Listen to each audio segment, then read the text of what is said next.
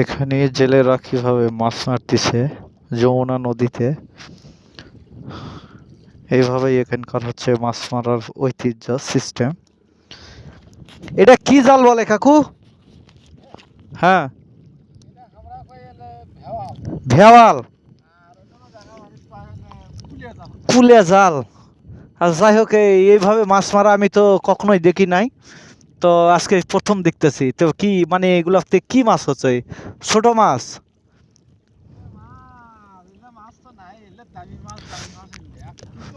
দেখি বাবা, আমি মাছটাই দেখি। আলহামদুলিল্লাহ, যাই হোক আমার খুব কৌতূহল জাগলো জি।